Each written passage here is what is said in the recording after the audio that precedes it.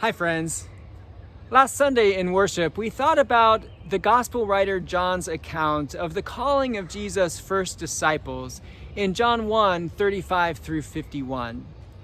There are so many interesting things and layers of meaning in that passage. It reminded me of just how brilliant and inspired those words are.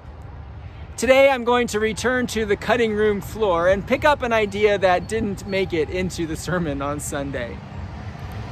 I have to say that Nathanael is my favorite character in the story, besides Jesus, of course. When Philip comes to Nathanael and tells him that Jesus of Nazareth is the one about whom Moses and the prophets wrote, Nathanael is doubtful.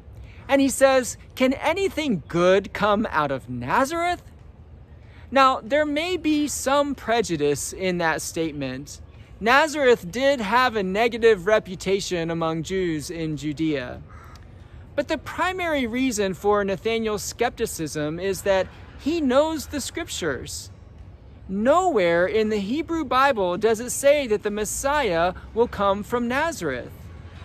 Never does Moses or the prophets even mention Nazareth. Now, I said that on Sunday, and it is true. And I'm a little surprised that I didn't get a little pushback from that.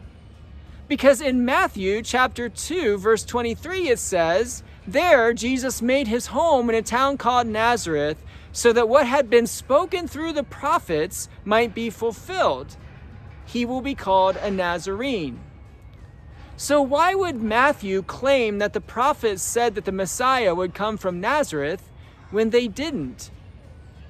Well, it's clear, first of all, that Matthew is not quoting a specific prophecy directly. And so we have to think about how to understand it. And there are several ways that we might. One way to understand it is that Matthew is quoting a prophecy that's not found in the Hebrew Bible, but it's from another source that his community would have known, but that is lost to us. That's possible, but it's unlikely. Another way to understand it is that Matthew is associating the word Nazarene with the Hebrew word netzer, which means branch or sprout. This was a common metaphor for the Messiah. For example, in Isaiah 11:1, it says, "A shoot will come up from the stump of Jesse. From his roots, a branch will bear fruit." Hebrew was written only with consonants, no vowels. And netzer would have appeared as the Hebrew equivalent of NZR, the same main consonants as Nazareth. So the words for Nazareth and branch would have looked and sounded very similar. So Matthew may be using a play on words to point out that Jesus was sprouting up from an obscure village in Galilee, and that he was the branch predicted by the prophets. A third way to understand it is that Matthew uses the word Nazarene to refer to someone who is despised and rejected. Remember, I mentioned that Nazareth had a bad reputation among Jews in Judea. So Matthew may be referring to the prophecies that describe the Messiah as despised, rejected, scorned, and suffering. Like Psalm 22.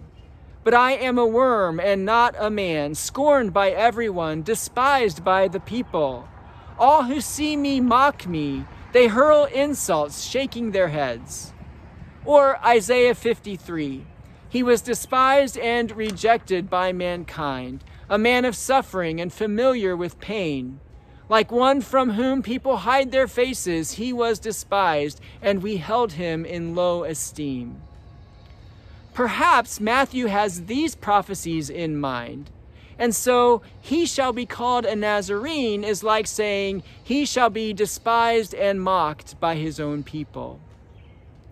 I'm leaning toward that third understanding. Because the whole point of the incarnation is that God in Jesus fully embraces and identifies with humanity, especially the humble and the lowly, the outcasts and the marginalized. Identifying Jesus as of Nazareth reminds us that he is on our side, even if we are despised and rejected by everyone else. Can anything good come from Nazareth? You bet. And because he did, something good can come from us. Thanks for listening. I'll see you again next week.